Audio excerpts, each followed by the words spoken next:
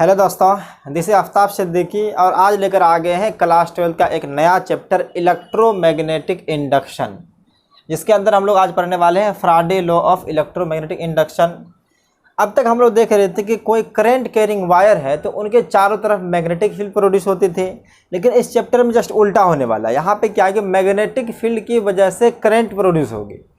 तो ये electromagnetic induction का मतलब ही होता है कि यहाँ पे कोई मैग्नेटिक फील्ड है, जैसे कांस्टेंट मैग्नेटिक फील्ड की वजह से यहाँ पे किसी भी तरह करंट प्रोड्यूस नहीं होने वाला है, लेकिन ये जो चेंजिंग मैग्नेटिक फील्ड हो या साथ साथ कुछ और टर्म भी चेंज अगर करेगा, मैग्नेटिक फील्ड कांस्टेंट है फिर भी ये करंट को प्रोड्यूस करता है, जिसको हम लोग इंड्यूस करंट कहते हैं या इंड्यूस ईएमएफ ले आएगा, उसके बाद इंड्यूस करंट आएगा। तो इन सब बात को आज डिस्कस करने वाले हैं। तो पहले आप लोग हेडिंग लगा लीजिए, चैप्टर नंबर 6 है इलेक्ट्रोमैग्नेटिक इंडक्शन। तो इसको लिख लीजिए। हम लोग पहले मैग्नेटिक फ्लक्स से स्टार्ट करते हैं। जिस तरह से वहाँ पे इलेक्ट्रिक फ्लक्स पर रहते इलेक्ट्रोस्टैट्स के अंदर, यहाँ पे हम लोग देखने वाले हैं मैग्नेटिक फ्लक्स। तो इतना आप लोग लिख लिए हैं। तो चलिए हम लोग देखते हैं मैग्नेटिक फ्लक्स।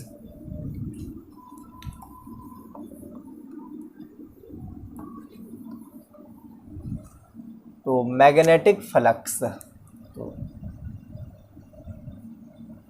क्योंकि स्टैटिक चार्ज की वजह से हम लोग पढ़े थे तो वो इलेक्ट्रिक फ्लक्स था, यानी कि इलेक्ट्रोस्टैटिक के अंदर जो पढ़े थे वो इलेक्ट्रिक फ्लक्स था, ये मैग्नेटिक फ्लक्स है।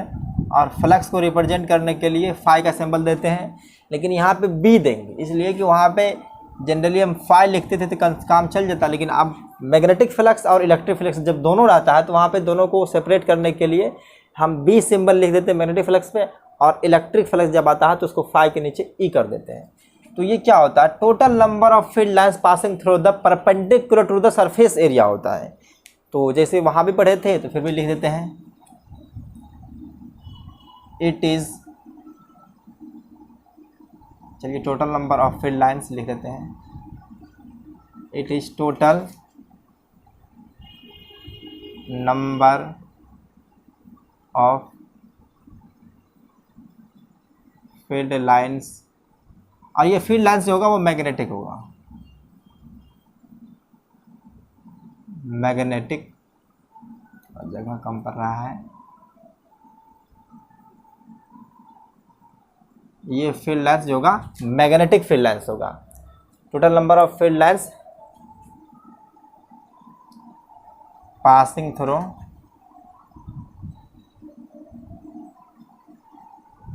Through perpendicular to surface area, कुलर टू सरफेस एरिया। तो हम लोग फील्ड लाइंस पहले बना कर देखते हैं। जैसे जनरली हम लोग पहले यूनिफॉर्म फील्ड लाइन लेते हैं और उसके बाद नॉन यूनिफॉर्म के बारे में डिस्कस कर लेंगे। तो देखिए पहले हम फील्ड लाइंस कुछ ऐसे बना दिए, ये यूनिफॉर्म फील्ड लाइंस है, इसके ऊपर हम एक का एरिया बना देते हैं। मान लीजिए कि ये एक सरफेस एरिया है, कुछ ये इस तरह से सरफेस एरिया है। तो इनको फील्ड लाइंस को हम लोग जनरली बी से रिप्रेजेंट करते हैं। तो ये फील्ड लाइंस का डायरेक्शन है, ये फील्ड लाइंस है। अभी जो फील्ड लाइंस है ये यूनिफॉर्म है, ये टाइम के साथ चेंज नहीं हो रहा है, तो इसको यूनिफॉर्म फील्ड लाइंस कहते हैं। अब ये कोई क्लोज सरफेस, ये सरफेस एरिया, ये क्लोज नहीं ओपन सरफेस है, तो ये एरिया है। तो इस एरिया से अभी फील्ड लाइंस अगर देखेंगे तो इनका फ्लक्स जो हो जाएगा वो 2 होने वाला है। अगर इनसे देखेंगे फ्लक्स तो जनरली 2 हमको मिल रहा है। तो अभी तो हम इस तरह से अभी देख करके आराम से कह दिए कि इससे 2 फील्ड लाइंस पास हो रही है, तो इसका मैग्नेटिक फ्लक्स जो है सो 2 आ चुका है, इसको फाई भी कर देंगे। अभी यहाँ पे अगर हम सिर्फ फाई लिखेंगे तो आप समझ लीजिए मैग्नेटिक फ्लक्स के बारे में बात हो रही है, तो यहाँ पे इलेक्ट्रिक फ्लक्स के बारे में कोई जिक्र या चर्चा होने वाला नहीं है। तो इनका एक एरिया वेक्टर होता है, एरिया वेक्टर जो होता है वो सरफेस के परपेंडिकुलर होता है। तो जनरली हम कंसिडर कर लेते हैं कि एरिया वेक्टर कुछ इस तरह से है और इनका डायरेक्शन भी फील्ड के एलोंग ही है। तो यहाँ पे हम लोग जब फ्लक्स निकालते हैं तो फ्लक्स जो आएगा वो बी ए आ जाएगा, इस तरह से आ जाएगा। अब मान करके चलते हैं कि ये हमारा फील्ड लाइन जो है सो ये एरिया जो सरफेस एरिया इससे परपेंडिकुलर ना होकर के कुछ अलग एंगल पे है। तो यहाँ पे हम मान लेते हैं कि कुछ हमारा फील्ड लाइन्स जो है सो कुछ इस तरह से पास हो रही है, कुछ इस तरह से पास हो रही है। और एरिया अब भी इस तरह से यहाँ पे ले रहे हैं, ये रहा एरिया, ये सरफेस एरिया है। तो एरिया का डायरेक्शन जो होगा अभी भी सरफेस के परपेंडिकुलर ही होगा। तो यहाँ पे देखते हैं एरिया का डायरेक्शन देखते हैं, तो सरफेस के परपेंडिकुलर इस तरह से ये एरिया वेक्टर है। और मैग्नेटिक फील्ड डायरेक्शन जो दिख रहे हैं ये कुछ एंगल पे है, तो यहाँ पे मान लेते हैं कि इन दोनों के बीच का एंगल है। तो ये फील्ड लाइन्स अगर देखेंगे तो यहाँ पे अगर अभी, क्योंकि जनरली अगर देखते हैं इस कंपोनेंट में तो हमको दो फील्ड लाइन्स पास होता हुआ नज़र आ रहा है, लेकिन हमें क्या करना है कि ये परपेंडिकुलर टू सरफेस लेना है, परपेंडिकुलर। तो ये मैग्नेटिक फील्ड लाइन्स अगर मान लें कि इसका मैग्नीट्यूड अगर b है, तो हम वो कंपोनेंट लेंगे जो एरिया वेक्टर के एलोंग हो या सरफेस के परपेंडिकुलर हो। तो इनका दो कंपोनेंट आएगा, एक कंपोनेंट जो आ जाएगा इस पैरेलल आ जाएगा सरफेस के पैरेलल, तो उसको साइन थीटा कहेंगे, एक आएगा परपेंडिकुलर तो उनको कॉस थीटा कहेंगे। तो मान लिए कि जो हमारा जो ये मैग्नेटिक फील्ड लाइन्स जो परपेंडिकुलर पास हो रही है इस तरह से कुछ b cos थीटा है। तो यहाँ से हम लोग फ्लक्स अगर निकालना चाहेंगे तो फ्लक्स जो आ जाएगा b cos theta into a, या इसी को ऐसे कह सकते हैं बी ए cos थीटा। तो यहाँ से आपको पता चल रहा है कि अगर कोई कंपोनेंट यहाँ पे देख रहे हैं कि अगर बी ए cos थीटा है, तो एंगल अगर ये थीटा अगर बी और ए के बीच का रहता है तो हम यहाँ से डॉट प्रोडक्ट के फॉर्मेट में लिख सकते हैं इन्हें। तो आप देखिए यहाँ पे जो एंगल है वो मैग्नेटिक फील्ड बी और एरिया वेक्टर दोनों वेक्टर क्वांटिटी, मैग्नेटिक फील्ड भी वेक्टर क्वांटिटी है और एरिया वेक्टर भी वेक्टर क्वांटिटी है, और दोनों के बीच का एंगल दिया हुआ है, तो हम फ्लक्स को डॉट प्रोडक्ट के फॉर्मेट में भी लिख सकते हैं। तो यहाँ से डायरेक्ट ऐसे भी लिख सकते हैं कि जो हमारा मैग्नेटिक फ्लक्स आ रहा है वो कब, ये मैग्नेटिक फ्लक्स जब यूनिफॉर्म मैग्नेटिक फील्ड है तब डिसाइड कर रहे हैं। तो यहाँ से लिख सकते हैं बी डॉट ए। आप जिस तरह से पढ़े थे इलेक्ट्रिक फ्लक्स क्या होता है ई डॉट ए, आज जब close integration of E dot A लेते थे जनरली, जब हम लोग बात करते हैं कि नॉन यूनिफॉर्म इलेक्ट्रिक फील्ड है, अभी यूनिफॉर्म के बारे में बात कर रहे हैं, तो इसका मैग्नीट्यूड लिखेंगे सिर्फ। अगर सिर्फ इसका मैग्नीट्यूड अगर लिखना चाहेंगे, ये बात आप लोगों के लिए नया नहीं है, इसको पहले भी जान चुके हैं, बस थोड़ा सा कोरिलेट कीजिए यहाँ पे। तो यहाँ पे अगर हम फाई का सिर्फ मैग्नीट्यूड ले लें, सिर्फ फाई तो स्केलर क्वांटिटी है, तो इनका जो मैग्नीट्यूड आ जाएगा बी डॉट ए को जनरली हम लोग बी ए cos थीटा भी लिख सकते हैं। अब कोई भी टर्म अगर स्केलर प्रोडक्ट से आ रहा है तो वो स्केलर क्वांटिटी आता है, इसी को स्केलर प्रोडक्ट या डॉट प्रोडक्ट कहते हैं। तो अगर यहाँ से लिख सकते हैं फाई जो है स्केलर क्वांटिटी है, ये एक स्केलर क्वांटिटी है। तो स्केलर क्वांटिटी को हम सिंपली एरिया सब्ट्रैक्ट कर सकते हैं। इनका ऐसा यूनिट निकालते हैं, तो ऐसा यूनिट निकालने के लिए हमें मैग्नेटिक फील्ड का यूनिट पता होना चाहिए और एरिया वेक्टर का यूनिट पता होना चाहिए। तो मैग्नेटिक फील्ड का यूनिट जो होता है वो टेस्ला होता है और एरिया का मीटर स्क्वायर होता है। तो यहाँ से एसआई यूनिट अगर देखेंगे तो देख लीजिए एसआई यूनिट जो आ जाएगा, SI unit tesla metre square. और इनका एक बहुत ही फेमस यूनिट है वेबर, यहाँ पे वेबर होता है, इसी को चाहे हम तो वेबर भी कह सकते हैं, वेबर। ये वेबर एक साइंटिस्ट का नाम है, जिस तरह टेस्ला है उसी तरह से वेबर है। तो अब मैग्नेटिक फ्लक्स का हम लोग यूनिट जब भी याद रखेंगे तो वेबर से ही काम चलाएंगे, या टेस्ला मीटर स्क्वायर भी कह सकते हैं, बात एक ही है। तो ये तो बात तब हुई जब मैग्नेटिक फील्ड हमारा यूनिफॉर्म है। अब जब नॉन यूनिफॉर्म रहेगा तो किस तरह करेंगे, तो हम लोग बस वही छोटा सा एरिया कट करेंगे। उस एरिया के लिए हम मान लेंगे कि मैग्नेटिक फील्ड जो है वो यूनिफॉर्म है। उसके बाद जो है सो छोटे से एरिया के लिए हम लोग डी फाई निकालेंगे, डी फाई को इंटीग्रेट कर करके हम लोग कंप्लीट फाई निकाल सकते हैं, यानी कि मैग्नेटिक फ्लक्स निकाल सकते हैं। तो इतना आप लोग लिख लिए हैं, तो इसको नोट डाउन कीजिए, लिख लिए। तो चलिए अब हम लोग देखते हैं कि जब मैग्नेटिक फ्लक्स या मैग्नेटिक फील्ड लाइन्स जो है नॉन यूनिफॉर्म रहेगा तो क्या लिखेंगे।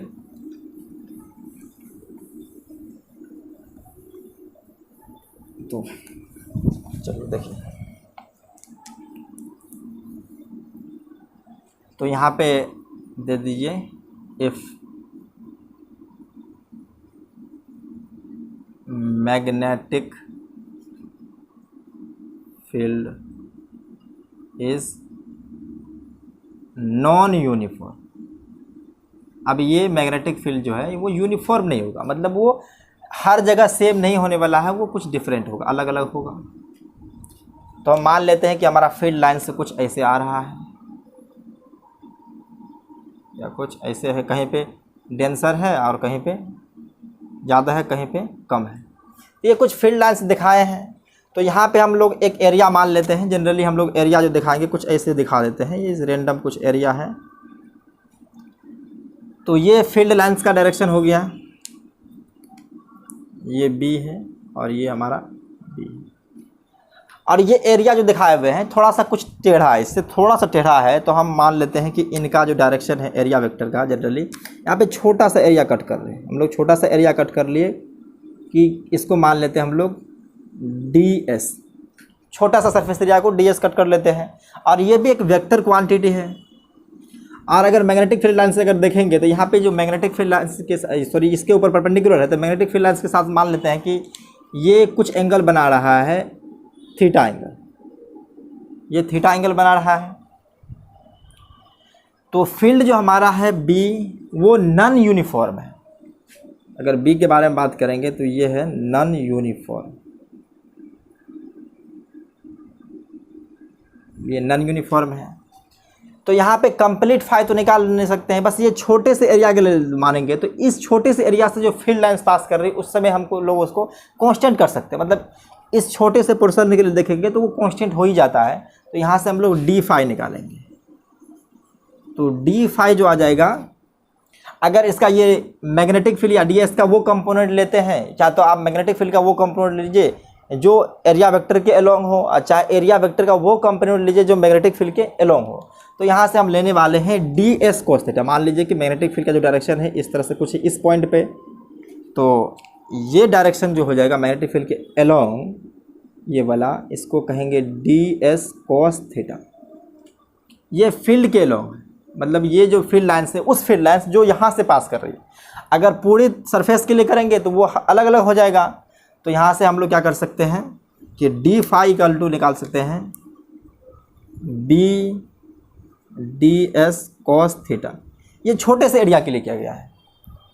अब इसी तरह से मान करके चलिए हम पूरा पोर्शन पे कट कर दे, यहाँ भी कट कर दे, यहाँ भी कट कर दे, इस तरह से कट करते करते पूरी तरह से अगर ऐड करेंगे तो हम क्या करके छोटा सा फाई को निकाल करके उसी तरह से कंप्लीट, अगर हमको मैग्नेटिक फ्लक्स चाहिए तो हमको फाई भी निकालने के लिए क्या करना पड़ेगा, यहाँ से इसको इंटीग्रेट कर देंगे, इस डी फाई को इंटीग्रेट कर देंगे। तो आप समझ लीजिए कि ये स्केलर क्वांटिटी, क्योंकि इसमें हमको डायरेक्शन का कोई टेंशन है नहीं, बस मैग्नीट्यूड निकालना है, उसको ऐड कर देंगे। तो ऐड करने का सबसे आसान तरीका क्या है कि सबको इंटीग्रेट कर दें, और इंटीग्रेट करने के बाद आ जाएगा ये। तो आप देखिए इसको अगर इंटीग्रेट कर देंगे तो यहाँ से हम लोग लिख सकते हैं integration of B ds cos theta. अब देखिए कि ये जो थीटा है यहाँ पे लिख सकते हैं, अगर थीटा एंगल बिटवीन बी और ds से, मतलब एरिया वेक्टर और मैग्नेटिक फील्ड के बीच का एंगल है, तो इसको डॉट प्रोडक्ट के फॉर्मेट में लिख सकते हैं। इससे पहले कई बार लिख चुके हैं। तो यहाँ लिख सकते हैं कि theta is angle between B and ds। अगर इन दोनों के बीच का एंगल थीटा रहता तभी हम ऐसा कर सकते हैं। अगर इन दोनों के बीच का एंगल थीटा ना होकर कुछ और एंगल होगा तो वहाँ पे डॉट प्रोडक्ट का हम लोग कंसेप्ट नहीं लगा सकते हैं। तो यहाँ से जो हम लोग लिखना चाहेंगे फाई बी क्लोज, यहाँ पे इंटीग्रेशन लगा सकते हैं बी डॉट ds। पता चलेगी आपको।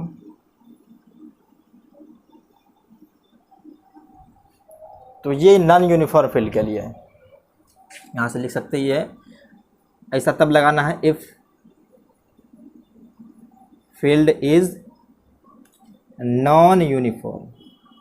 अगर फील्ड यूनिफॉर्म है तो डायरेक्ट हम लोग बी ए cos थीटा लगा सकते हैं, लेकिन मैग्नेटिक फील्ड जब नॉन यूनिफॉर्म रहे तब ये कंडीशन लगाना है।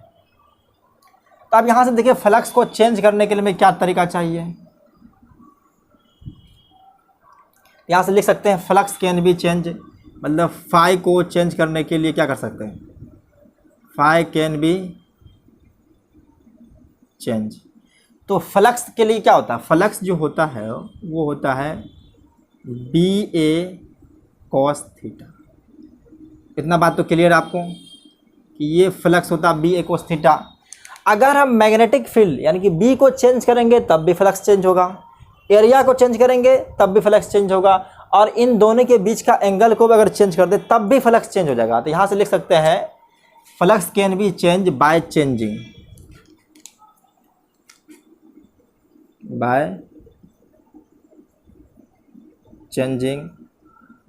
मैग्नेटिक फील्ड,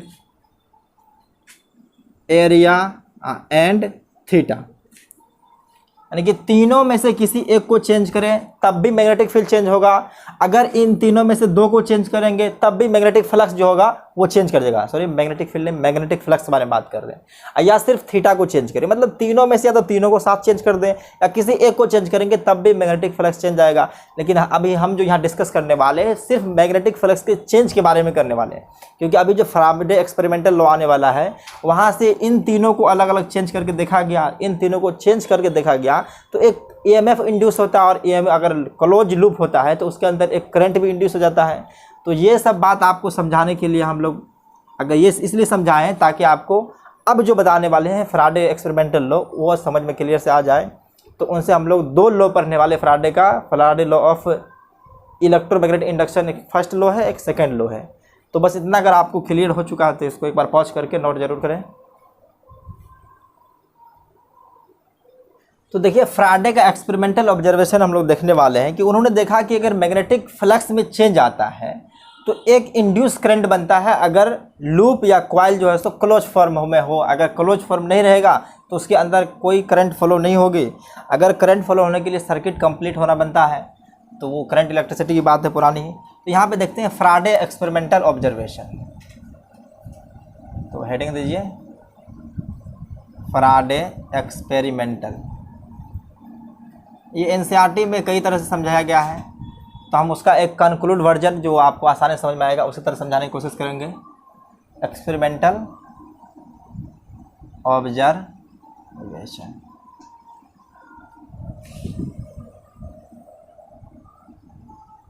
तो पहले उन्होंने फर्स्ट एक्सपेरिमेंट लिया कि पहला एक्सपेरिमेंट ये है कि उन्होंने एक चेंजिंग मैग्नेटिक फील्ड लिया।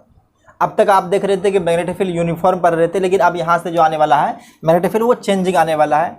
ये इनवर्ड मैग्नेटिक फील्ड है जिसको हम लोग क्रॉस से रिप्रेजेंट करते हैं। ये पहली बार नहीं हुआ है, ये कई बार इस तरह से आप लोग देख चुके हैं कि ये इनवर्ड मैग्नेटिक फील्ड है। और यहाँ पे देखते हैं कि ये बी जो है ये इंक्रीजिंग कर देते हैं, ये टाइम इंक्रीज कर रहा है, इंक्रीजिंग विथ टाइम। जैसे जैसे टाइम बीत रहा है इसका वैल्यू इंक्रीज कर रहा है। तो इसके अंदर एक क्लोज कॉइल लिया है, मतलब सर्कुलर कॉइल लेकर के मान लीजिए कि एक सर्कुलर कॉइल रखा। तो अब जैसे मैग्नेटिक फील्ड चेंज हो रहा तो इनके अंदर एक करंट इंड्यूस हो जाता है। अब करंट इंड्यूस होने के लिए क्या है कि पोटेंशियल डिफरेंस चाहिए, तो यहाँ पे एक करंट इंड्यूस हो जाता है। अब करंट का डायरेक्शन क्या होने वाला है ये हम लोग लास्ट क्लास में जो है सॉरी अगला क्लास जो पढ़ने वाले हैं लेंज लो उससे आएगा। तभी हम सिर्फ डायरेक्शन दे देते हैं, बस आपको अभी उतना डायरेक्शन के बारे में नहीं समझना है। बस आप देखिए इसके अंदर एक मैग्नेटिक फील्ड अगर चेंज कर रहे हैं तो यहाँ पे एक इंड्यूस करंट बनता है। तो इंड्यूस करंट जो बनेगा वो कुछ ऐसे बनता है, मान लीजिए इस डायरेक्शन में करंट बना है, जनरली इसको आई डैश कहते हैं। तो यहाँ पे देख रहे हैं कि current is induce in the coil, current is induced in the coil। ये फर्स्ट ऑब्जर्वेशन था। तो जब देखा कि मैग्नेटिक फील्ड चेंज कर रहे हैं और उसके अंदर अगर कोई कॉइल डाल दिए है, ये कोई सर्कुलर कॉइल किसी भी शेप में होता है, बस कॉइल जो होना चाहिए वो क्लोज होना चाहिए।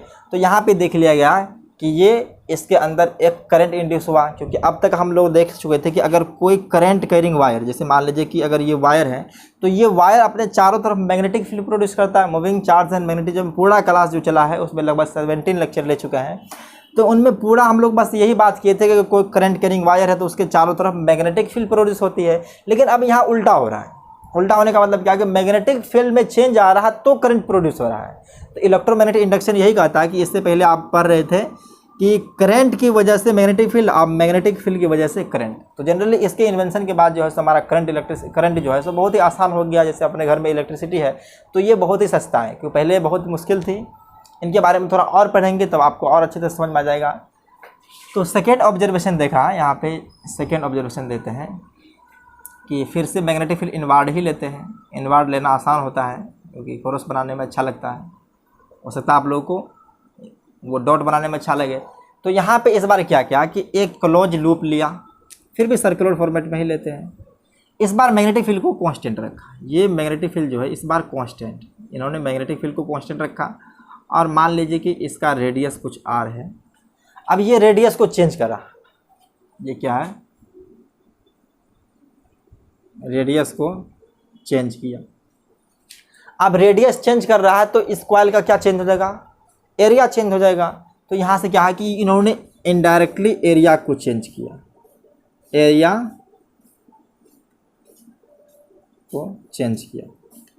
अगर एरिया को चेंज किया तब भी देखा कि इनके अंदर एक करंट इंड्यूस होती है। तो वो करंट का डायरेक्शन मान लेते हैं कि कुछ ऐसे ही आया, ये एक करंट इंड्यूस हुआ है। तो इनके अंदर भी एक हुआ करंट इंड्यूस, करंट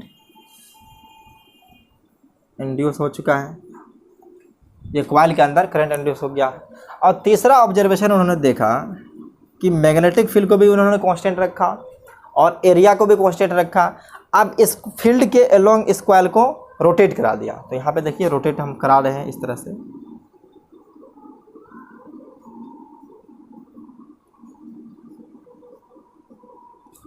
यहाँ पे इन्होंने एक कॉइल लिया, इस कॉइल को, ये एक्सिस हो गया, इस एक्सिस के अबाउट इसको रोटेट कर दिया। मान लीजिए ये ओमेगा है, इसका रेडियस भी अभी फिक्स है। तो इन्होंने क्या लिया कि पहले मैग्नेटिक फील्ड जो रखा इसको भी कांस्टेंट रखा, एरिया को भी कांस्टेंट रखा। अब इसके रोटेशन की वजह से क्या हो रहा है कि चेंज आ रहा है इसके एंगल में। जैसे कि मान कर चलिए अभी जो इसका एंगल है, अगर ये एरिया वेक्टर देखिए तो एरिया वेक्टर कुछ इस तरह से होगा, इसके प्लेन के परपेंडिकुलर है और मैग्नेटिक फील्ड भी प्लेन के परपेंडिकुलर है। तो दोनों एक ही डायरेक्शन में है, या मान के चलिए एरिया वेक्टर बाहर की तरफ हो सकता है और मैग्नेटिक फील्ड अंदर की तरफ हो सकता है। फिर भी दोनों केस में अभी क्या परपेंडिकुलर है। अब ये जब रोटेट करेगा, जैसे मान कर चलिए ये रोटेट करेगा, इस तरह से प्लेन है। अब ये प्लेन अगर इस तरह से, ये प्लेन अगर ये मूव कर रहा है तो मैग्नेटिक फील्ड का डायरेक्शन तो हमेशा सेम रहेगा, वो इनवार्ड ही होने वाला है। तो मैग्नेटिक फील्ड सेम रहेगा। जैसे मान के चलिए ये एरिया, हमारा हाथ जो है सो ये एरिया, तो इसका एरिया वेक्टर डायरेक्शन जो है सो हमेशा ये परपेंडिकुलर टू द सरफेस होती है। तो अभी एरिया का डायरेक्शन जो है सो अब आप लोगों की तरफ है, मान मैग्नेटिक फील्ड इनवार्ड है, अभी 180 का डिग्री पे है। अब ये रोटेट कर रहा था, अब रोटेट करने के बाद देखिए अब ये ऐसे मान के चलिए रोटेट कर रहा है, तो इसके बीच एरिया वेक्टर और मैग्नेटिक फील्ड के बीच का एंगल चेंज कर रहा है। तो यहाँ पे इन्होंने इनडायरेक्टली थीटा को चेंज किया, थीटा चेंज। अगर एंगल को चेंज किया तब भी इस कॉइल के अंदर करंट इंड्यूस हुआ, करंट इंड्यूस्ड। थोड़ा डी का टांग हाथ चढ़ा हो गया। तो तीनों केस में करंट को इंड्यूस देख लिया। तो इनडायरेक्टली अपने लोग पढ़ चुके हैं, अभी इससे पहले हम पढ़ाए थे मैग्नेटिक फ्लक्स। तो मैग्नेटिक फ्लक्स जो होती है वो तीन चीज़ पे डिपेंड करती है, मैग्नेटिक फील्ड पे, एरिया पे और थीटा पे। इन दोनों के बीच का एंगल है। इन तीनों में से किसी एक को चेंज कर रहे हैं तो करंट इंड्यूस हो रहा है। तो इनडायरेक्टली तो हम ये भी कह सकते हैं कि अगर फ्लक्स में चेंज आ रहा है तो करंट इंड्यूस हो रहा है। यहाँ से लिख सकते हैं देन ही, मतलब उन्होंने ही conclude that if phi changes, तो phi जैसे चेंज होगा करंट इंड्यूस होता है, करंट इंड्यूस्ड। अब पता चल चुका है कि फ्लक्स को क्यों पढ़ें। फ्लक्स में चेंज आएगा तो करंट इंड्यूस हो जाएगा। तो फ्लक्स में चेंज करने का तरीका 3 है, या तो आप मैग्नेटिक फील्ड को चेंज कर सकते हैं, या तो एरिया वेक्टर को चेंज कर सकते हैं, या इन दोनों को कांस्टेंट रख करके हम एंगल को चेंज कर सकते हैं। तो अभी जो एसी जनरेटर हम लोग पढ़ेंगे, मतलब लास्ट क्लास तक में आ जाएगा, तो एसी जनरेटर में क्या हम ना एरिया चेंज करेंगे ना मैग्नेटिक फील्ड चेंज करेंगे, बस क्या उनके बीच को रोटेट कर देंगे। रोटेट जब करने के बाद क्या है कि वो थीटा चेंज कर जाएगा। थीटा चेंज कर रहा है तो हमको मैग्नेटिक फ्लक्स चेंज हो जाएगा। हमको सिर्फ चेंज से मतलब है, किसी भी तरह से चेंज हो, चाहे एरिया से चेंज हो, चाहे मैग्नेटिक फील्ड से हो, चाहे तो थीटा से हो। तो एरिया को चेंज करना, हर बार मशीन का साइज को छोटा बड़ा करना बहुत मुश्किल हो जाएगी, और उनके अंदर हम एक परमानेंट मैग्नेट लगा देंगे ताकि उसके अंदर जो है सो मैग्नेटिक फील्ड का जो वैल्यू है वो कांस्टेंट रहे। या कुछ और ऐसा भी करेंगे, उसके अंदर करंट दौड़ा देंगे, तो बार बार करंट को भी चेंज नहीं कर सकते हम लोग। क्या इन दोनों के बीच का एंगल को ही चेंज कर देंगे, बी और ए के बीच का। थीटा क्या angle between B and A. Theta को बार बार देख लीजिए, ये है angle between magnetic field and area vector. तो इतना बात आपको क्लियर हो चुका है कि इसका फ्राडे का एक्सपेरिमेंटल ऑब्जर्वेशन कैसे आया है। तो अगर आप इसको और डिटेल में पढ़ना चाहते हैं तो एनसीईआरटी की किताब पढ़ सकते हैं, उसमें बहुत ही अच्छी तरह से इसको डिटेल में समझाया गया है कि कोई कॉइल लिया है, उसके सामने एक मैग्नेट को लेकर के आता है, मैग्नेट को लेकर के आ रहा है, तो मैग्नेट में क्या मैग्नेटिक फ्लक्स, अगर कोई मैग्नेट है तो उससे क्या फ्लक्स निकलती है, फील्ड लाइन निकलती है। अगर फील्ड लाइन्स अगर उस सरफेस से अगर पास करेगा तो फ्लक्स में चेंज होगा। अगर उसको मूव कराते हैं तभी जाकर फ्लक्स में चेंज होगा। अगर सिर्फ हम उसको कांस्टेंट रखे रहेंगे तो फील्ड लाइन्स कांस्टेंट रहेगी। कांस्टेंट होने की वजह से उसमें किसी भी तरह का फ्लक्स में चेंज नहीं आएगा, तो करंट इंड्यूस नहीं होती है। अगर उसको लेकर मूव कराता है, या आगे मूव कराएं चाहे पीछे कराएं, तो उनको आप देख सकते हैं। तो अभी जो है सो इतना लिखिए। अब हम लोग जो है सो आते हैं फ्राडे लॉ के ऊपर। तो आइए देखते हैं हम लोग फ्राडे first law of electromagnetic induction. तो पहले देखते हैं हम लोग first law, Faraday's first law of EMI। ये EMI के लिए जो फर्स्ट लॉ दिया गया था, इसका स्टेटमेंट है। मान के चलिए ये पहला स्टेटमेंट है, इसको पहला ही मान लेते हैं और सेकंड भी पढ़ने वाले हैं। तो उन्होंने कहा कि व्हेन एवर, जब कभी भी, whenever there is change in magnetic flux, क्योंकि अभी हम लोग देखें कि करंट इंड्यूस होने का मतलब क्या है कि फ्लक्स में चेंज हो रहा है। चेंज इन मैग्नेटिक फ्लक्स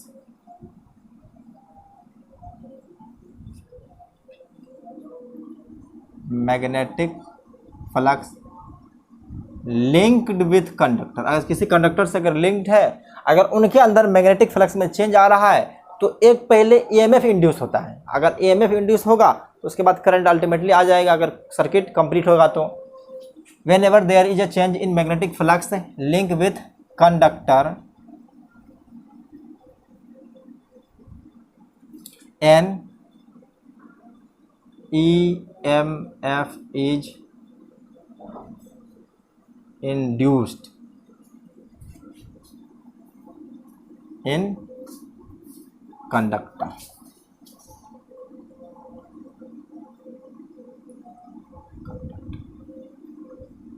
अब देखें कंडक्टर अगर क्लोज फॉर्म, मतलब वो लूप जो है सो कंडक्टर अगर क्लोज कॉइल का फॉर्म करता है तो वहाँ पे एक करंट भी इंड्यूस होता है। जिस तरह से अभी जो भी हम ले रहे थे, हम लोग क्लोज कॉइल ही ले रहे थे।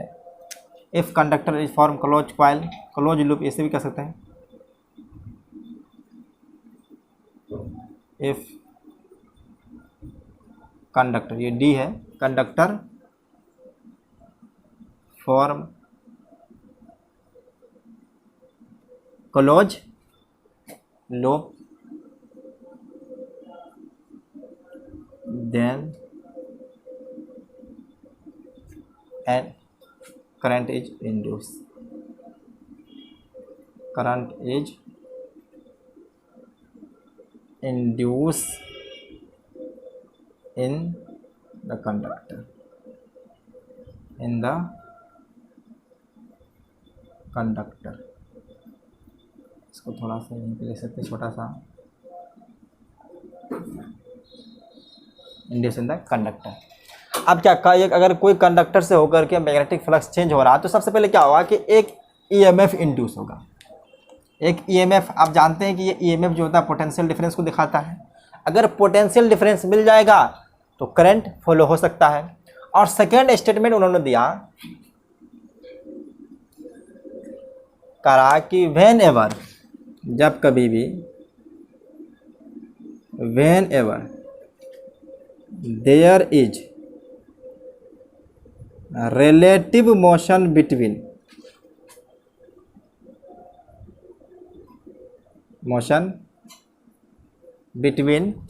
अ मैग्नेट किसी भी तरह का हो सकता है, या तो आप करंट कैरिंग कॉइल ले लीजिए तो वो भी एक मैग्नेट की तरह होता है, या तो आप बार मैग्नेट ले लीजिए वो भी एक मैग्नेट होता है। Whenever there is relative motion between a magnet and coil, magnet and coil,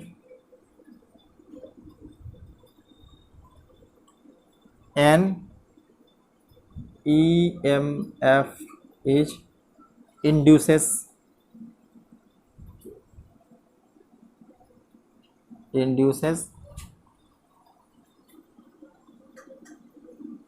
the coil। और दूसरी बात, अगर फिर कॉइल अगर क्लोज फॉर्म रहेगा तो वहां पे एक करंट भी इंड्यूस हो जाएगा।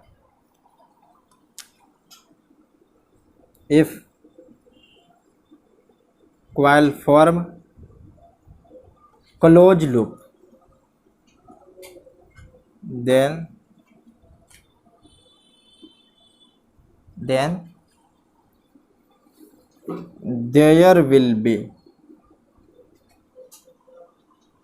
induced current, there will be an induced current occurs। अब देखिए सेकेंड स्टेटमेंट आप देखिए कि हम लोग एक कोई कॉइल फॉर्मेशन करते हैं, मान लेते हैं कि एक कोई कॉइल है, कुछ ऐसे है, ये कॉइल मान के चलिए ये आप लोग की तरफ आ रहा है, ये कॉइल कुछ ऐसे है, चलिए इसको दिखा देते हैं कि ये कॉइल इस तरह फॉर्मेट में है, तो हम इस कॉइल को थोड़ा सा दिखा रहे हैं कि कुछ ऐसे है, और ये यहाँ पे एक गैल्वेनोमीटर लगा देते हैं। गैल्वेनोमीटर का आप नाम जानते हैं कि गैल्वेनोमीटर क्या है, एक डिवाइस है जिसका काम होता है कि करंट को डिटेक्ट करना। तो यहाँ से हम लोग एक गैल्वेनोमीटर फिक्स कर दिए इस कॉइल से लेकर के एक कंडक्टर में।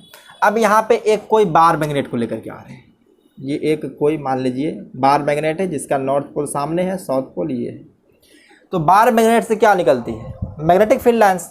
तो मान लिए कि यहाँ पे नॉर्थ पोल से फील्ड लाइंस निकली कुछ इस तरह से, कुछ ऐसे, और मान लीजिए कुछ ऐसे आकर के इसमें होता है, और ये इस तरह से साउथ पोल के अंदर, मतलब आउटसाइड अगर मैग्नेटिक देखते हैं तो फील्ड लाइंस जो होती है नॉर्थ पोल से निकलती है, साउथ पोल पे आती है। तो यहाँ पे ये फील्ड लाइंस है कुछ, और मान लीजिए कि एक फील्ड लाइंस लेकर के आप ये भी बात जानते हैं कि मैग्नेटिक फील्ड लाइंस जो होती है वो क्लोज लूप फॉर्म करता है। अब इस मैग्नेट को और ये कॉइल को, या तो आप कॉइल को मूव कराइए या तो मैग्नेट को मूव कराएंगे, इन दोनों के बीच में अगर रिलेटिव मोशन हो रहा है, मान लेते हैं कि अगर ये कॉइल जो है वो 2 मीटर पर सेकेंड के स्पीड से मूव कर रहा है और ये मैग्नेट कर रहा है 3 मीटर पर सेकेंड के बीच, तो इन दोनों के बीच रिलेटिव मोशन हो रही है, तो यहाँ पे EMF इंड्यूस होगा, EMF इंड्यूस होगा तो करंट इंड्यूस हो जाएगा। अगर मान लीजिए कि हम इनको दोनों को 2 मीटर पर सेकेंड कर दिए, तो अब इन दोनों के बीच किसी भी तरह का रिलेटिव मोशन नहीं है। अगर रिलेटिव मोशन नहीं है तो इनके बीच किसी भी प्रकार का फ्लक्स में चेंज नहीं आ रहा, फ्लक्स में चेंज नहीं आएगा तो कोई EMF इंड्यूस नहीं हो पाएगा। तो यहाँ पे हमको चाहिए कि रिलेटिव मोशन मस्ट है, और ये करंट इंड्यूस तब तक होगा जब इन दोनों के बीच, मतलब क्या कि इन दोनों में किसी भी कंडक्टर में जब तक रिलेटिव मोशन होता रहेगा तब तक करंट प्रोड्यूस होता रहेगा या EMF प्रोड्यूस होता रहेगा। यहाँ पे लिख सकते हैं एंड इंड्यूस EMF और करंट, चलिए पहले EMF ही ले लेते, क्योंकि EMF तो हमेशा फॉर्म होगा, चाहे कॉइल क्लोज फॉर्म करता हो या वो ओपन कॉइल हो या क्लोज हो, दोनों के केस में EMF फॉर्म होगा। Induce, when induce EMF last us long us the change in flux taking flux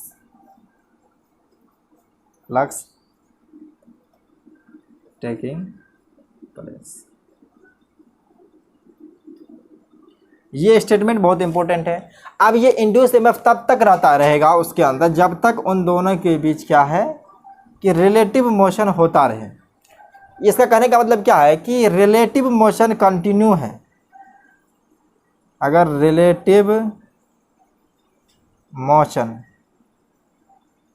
अगर कंटिन्यू है, मान लीजिए कि रिलेटिव मोशन अगर कंटिन्यू है, अगर रिलेटिव मोशन कंटिन्यू है तो करंट उसके अंदर या कॉइल के अंदर जो है ईएमएफ फॉर्म होता रहेगा। तो यहाँ पे जो है सो कह सकते हैं ईएमएफ एग्जिस्ट करेगा, ईएमएफ एग्जिस्ट। रिलेटिव मोशन बंद तो ईएमएफ खत्म।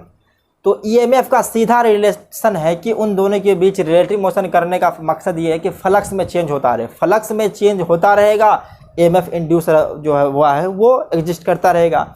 जैसे इन दोनों के बीच का रिलेटिव मोशन बंद हो गया, अब ईएमएफ ख़त्म हो जाएगी।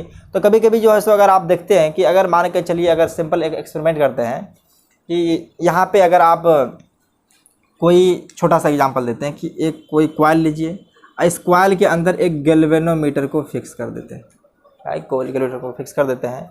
यहाँ पे कोई एक सर्किट बना देते हैं, मान लीजिए कि कुछ सर्किट है, ये रेसिस्टेंस दे दिए और यहाँ से एक स्विच लगा देते हैं, यहाँ पे बैटरी लगा देते हैं, ये रहा बैटरी और ये रहा स्विच, ये कुछ स्विच रहा, ये के है। जैसे की को प्रेस करेंगे तो इसके अंदर एक बार डिफ्लेक्शन आ जाता है, ये एनसीईआरटी किताब में दिया गया, अगर आप चाहे तो वहाँ से पढ़ सकते हैं। जैसे इस स्विच को प्रेस करेंगे, जैसे करंट इसके अंदर आ जाएगा तो ये डिफ्लेक्ट हो जाएगा, और डिफ्लेक्ट होने के बाद ये बहुत ही कम समय के लिए होता है, लगभग समझिए कि मिली सेकेंड के अंदर ही उसका डिफ्लेक्शन होकर के फिर वो रेस्ट में आ जाता है। क्योंकि एक बार करंट अगर उसके अंदर फॉलो नहीं होता, जब तक स्टेडी करंट फॉलो होगा इसमें किसी भी तरह का फ्लक्स में चेंज नहीं आ रहा, फ्लक्स में चेंज नहीं आ रहा, तो यहाँ पे गैल्वेनोमीटर में किसी भी तरह का डिफ्लेक्शन नहीं होगी। डिफ्लेक्शन होने के लिए उनके साथ मैग्नेटिक, शुरुआत में क्या था कि करंट स्मॉल था, तो करंट अगर धीरे था, तो करंट अगर जब धीरे है तो उनके साथ जो है सो मैग्नेटिक फ्लक्स जो है करंट की वजह से जो मैग्नेटिक फील्ड आता है, जैसे मान के चलिए किसी हम स्ट्रेट वायर के लिए अगर मान लें इनफाइनाइट वायर की तरह माने थे, तो मैग्नेटिक फील्ड जो होती थी वो B = μ0/4π2I/r है, कुछ ऐसे है। मान के चलिए अगर ये वायर मान के चलिए छोटा सा है, अगर इसको बहुत बड़ा कर दिया किसी तरह से, मान के चलिए कि जो ये सीधा समझिए कि B जो है सो डायरेक्टली प्रोपोर्शनल टू I है। अगर करंट चेंज हो रही है तो मैग्नेटिक फील्ड चेंज होगा, अब मैग्नेटिक फील्ड चेंज होगा तो फ्लक्स में तो चेंज आएगा, क्योंकि फ्लक्स को चेंज करने का 3 तरीका, एक एरिया को चेंज कर दीजिए, एक मैग्नेटिक फील्ड को चेंज कर दीजिए, और उन दोनों के बीच का एंगल को चेंज कर दीजिए। तो ये सब बात है कि हमको सिर्फ फ्लक्स में चेंज लाना है, तो ये बात तो कुछ नहीं है, बस इसको मिटा देते हैं। अगर आप जो लिखिएगा यहाँ पे जो लिखा हुआ है उसी बात को, इसको हटाइए, दिमाग में बस इतना रखिए, जब भी रिलेटिव मोशन होता रहेगा या मैग्नेटिक फ्लक्स चेंज होता रहेगा ईएमएफ इंड्यूस होगा। अगर रिलेटिव मोशन बंद तो ईएमएफ खत्म, ईएमएफ खत्म तो कोई करंट प्रोड्यूस नहीं होगा। तो इनको एक बार पॉज कर लीजिए, पॉज करके आराम से लिख लीजिए। तो आइए फ्राडे सेकेंड लॉ देखते हैं। तो Faraday second law of EMI, Faraday second laws of EMI. Second law में बताया कि जो ईएमएफ होगा वो कितना होगा, तो उसके मैग्नीट्यूड के बारे में बताया है। तो यहाँ पे लिखा है जैसे the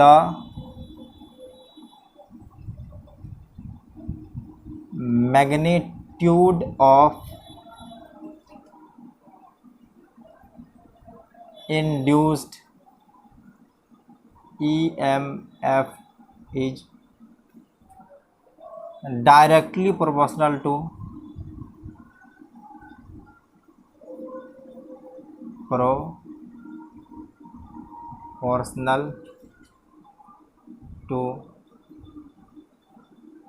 rate of change of magnetic flux, जिसको फाई से रिप्रेजेंट करते हैं, मैग्नेटिक फ्लक्स, ये फाई भी विद रिस्पेक्ट टू टाइम। ये W dot R dot T मतलब विद रिस्पेक्ट टू टाइम। तो ये स्टेटमेंट कह रहा सेकंड, जो कह रहा है कि मैग्नीट्यूड ऑफ इंड्यूस ईएमएफ जो होता है वो डायरेक्टली प्रोपोर्शनल होता है rate of change of magnetic flux with respect to time. तो चलिए इसको मैथमेटिक्स में समझिए क्या कह रहा है कि जो ईएमएफ होता है उसको कुछ इस तरह से दिखाता है। अब देखेंगे करंट में इस तरह दिखाते हैं। तो ईएमएफ जो होता है directly proportional to d phi by d t. ये इंस्टेंटेनियस के लिए बात कर रहे हैं। तो ये रेट ऑफ चेंज को दिखाते हैं ऐसे ही, मैग्नेटिक फ्लक्स बाय चेंज है। तो अब इनका एक कांस्टेंट को हटाते हैं तो मान करके चलिए यहाँ पे -1 आता है into d phi by d t. ये माइनस साइन कैसे आया है इसका कारण जब समझिए कि इनका कांस्टेंट को हटाने के बाद 1 आता है और ये माइनस साइन आपको बताएगा लेंज लॉ। इसका जो माइनस साइन का जो है सो इनका वजह बताएगा, ये माइनस साइन का रीजन बताएगा, reason tells Lenz law. Lenz law हम लोग नेक्स्ट क्लास में पढ़ेंगे। तो ये माइनस साइन ऐसे ही बताएगा कि लेंज लॉ की वजह से। तो यहाँ पे हम सीधा लिख सकते हैं कि अगर मैग्नीट्यूड निकालना है तो मैग्नीट्यूड के लिए हम क्या पॉजिटिव वैल्यू चाहिए। अगर ईएमएफ का हमको मैग्नीट्यूड चाहिए तो यहाँ से लिख सकते हैं d phi by B d t, और ये सिर्फ हमको इसका मैग्नीट्यूड पॉजिटिव वैल्यू को लेंगे। तो ये तो इंस्टेंटेनियस ईएमएफ हो गया है, ये है इंस्टेंटेनियस ईएमएफ, इंस्टेंटेनियस ईएमएफ। अगर हमको एवरेज चाहिए तो एवरेज के लिए क्या करेंगे, बड़ा सा चेंज, इसी को बड़ा चेंज कर देंगे तो यहाँ से एवरेज जो आ जाएगा ई एवरेज वो क्या हो जाएगा delta phi by delta t. सिर्फ हम मैग्नीट्यूड के बारे में बात करेंगे, डायरेक्शन का चक्कर भी नहीं रखेंगे। डायरेक्शन जो हो जाएगा वो नेक्स्ट क्लास में आने वाला है, तो कुछ ऐसे आने वाला है। तो ये एवरेज ईएमएफ है।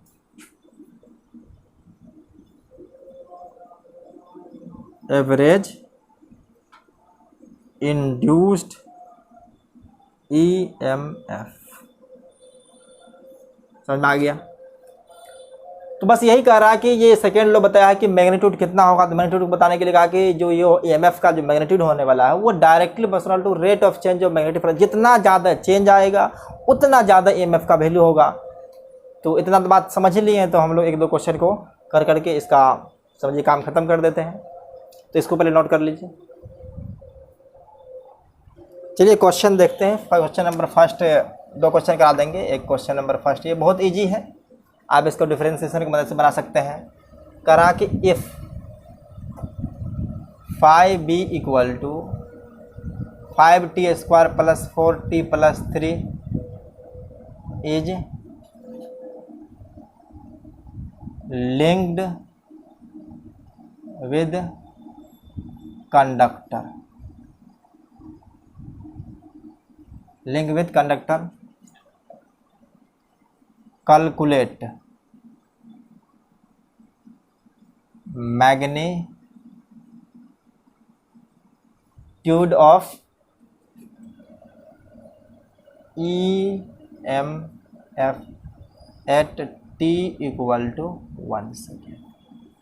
जब t इक्वल टू 1 सेकेंड है तो आपको ईएमएफ निकालना है।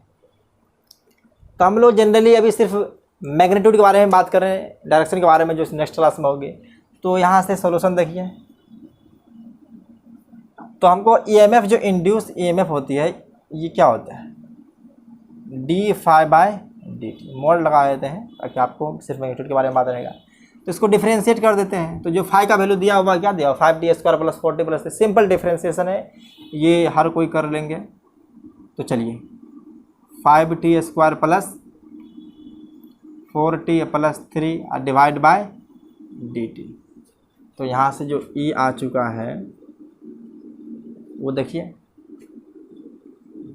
10t प्लस 4, अब वो तो ख़त्म ही हो गया है, अब प्लस 0। अब इसे निकालना है t इक्वल टू 1 पे। तो t का वैल्यू 1 पुट करेंगे तो देखिए यहाँ से जो ईएमएफ आ चुका है वो आ जाएगा 10 इंटू 1 प्लस 4। तो e का वैल्यू सिर्फ मोड लगाइए अभी, तो ये 14 वोल्ट। EMF पोटेंशियल डिफरेंस है, तो पोटेंशियल डिफरेंस का जो यूनिट होता है वो वोल्ट होता है। तो आप देख लीजिए कितना आसान है इसको। तो एक अच्छा क्वेश्चन देते हैं, इसको आप जो है सो एक बार पॉज करके जरूर ट्राई करेंगे। तो पहले इसको लिखिए। चलिए एक सेकेंड क्वेश्चन है, करा के a conducting circular loop, conducting circular loop placed in uniform magnetic field, placed in uniform magnetic field, magnetic field इसमें आ जाएगा, सच दैट, इस तरह, इट्स प्लेन इज, ये सर्कुलर, ये कंडक्टिंग सर्कुलर लूप का प्लेन जो है so plane is perpendicular to field having magnitude, इसका मैग्नीट्यूड दिया हुआ है मैग्नीट्यूड 0.5 टेस्ला। इतना बात समझ लिया। कह रहा सडनली, अचानक से, suddenly radius of loop shrinking, ये श्रिंकिंग मतलब जो है सो वो श्रिंक करना, मतलब वो छोटा होना स्टार्ट हो गया है, श्रिंकिंग एट रेट 0.1 मिलीमीटर पर सेकेंड। अब पूछ रहा calculate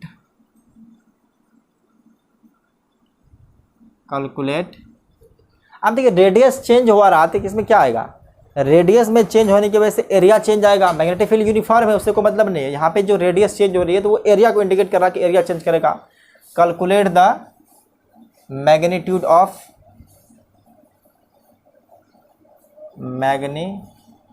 of induce EMF at when